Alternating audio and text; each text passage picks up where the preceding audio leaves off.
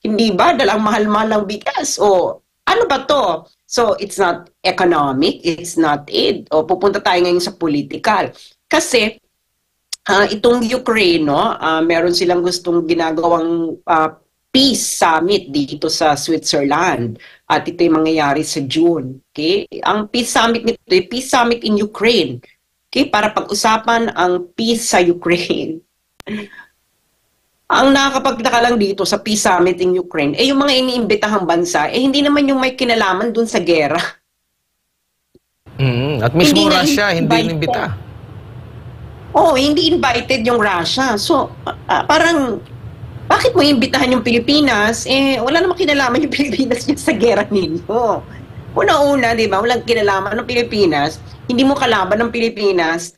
At lastly, I think the Philippines might be one of the last countries you need to talk to in order to convince Russia to go back to whatever senses, no? The only country I think na pinagkakatiwalaan na ngayon ng Russia is China. Badmouth pa ito ni Zelensky sa Singapore. So parang iniisip mo ano ba gusto nito? Gusto ba niya ng peace or gusto niya ng kakampi? Gusto niya ng kakampi sa kabardagulan niya sa Russia?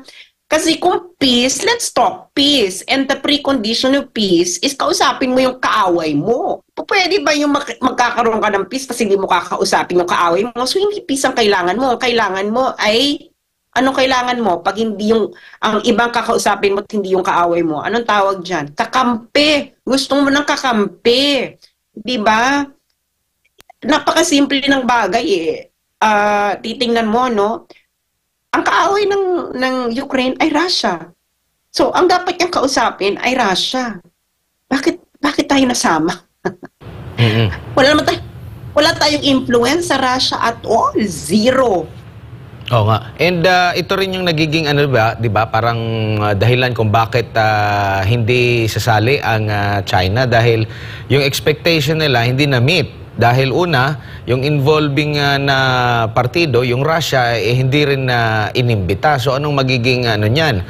Kumbaga parang arbitration lang din natin siguro yan sa Court of Arbitration na isa lang yung lumahok. Wala yung China doon.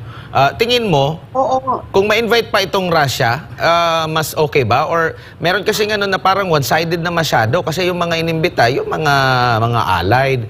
In fact, ang US nga hindi pa nga nagbigay din ng malinaw na assurance kung sasama ba sila. Kasi parang tingin mo, tinitimbang din nila kasi ang China medyo hindi rin solid pa dito na magpa-participate. Ang gulo kasi ng kagustuhan ng Ukraine, no? Ano bang gusto mo? Ba't mo isasama ang Pilipinas? Kasi halimbawa tayong dalawa, Admar, may away, no? It's either mag-usap tayong dalawan directly para ayusin natin yung gusot. Or kung hindi tayo magkasundo, Admar, no, mainit ang tension sa ating dalawa, anong gagawin nating dalawa para magkaroon tayo ng maayos na pag-uusap? Anong gagawin natin? Tatawag tayo ng mediator. Hindi ba ganyan din ang ginagawa ng mag-asawa, di ba? Kung hindi sila magkasundo, pero gusto nilang i-repair yung kanilang kanilang relasyon, pero hindi nga sila magkausap na maayos dahil nga mainit ang tension, ang ginagawa na niya pumupunta ng therapy. Hindi ba? Kumukuha ng objective third party mediator. Yun ang tamang sistema. Hindi ba? Yun ay kung gusto mo talagang ayusin yung relasyon mo, kung gusto mo ng peace. Ngayon, kung ayaw mong ayusin yung relasyon mo, tatawag ka ng kakampi, di ba? Lalabanan mo Russia, tatawag ka ng kakampi at aawayin mo pa ang Russia. So, hindi peace ang gusto mo. Ang gusto mo ay patuloy na pakikipagbagdagulan. Ganun lang kasimple yun. Hindi ba? Kaya malabong usapan itong kagustuhan ng Ukraine dito sa Switzerland na to, no? Na parang, kung gusto mong ayusin yung relasyon mo sa Russia, talk to Russia. Di ba? Talk to Russia. Kung hindi mo kaya, kumanap ka ng third party mediator na pagkakasunduan yung dalawa ng Russia and then start from there. Ngayon, itong si President Marcos, ano ba i-contribute niya dyan? He cannot be a mediator, no? Dahil most of the time, parang wala rin naman siya sa sarili. Hindi nga niya solve yung problema sa Pilipinas. Tapos magdalagay pa siya ng Ukraine. Ano pa yan? Hindi pa ba sapat ang problema sa Pilipinas?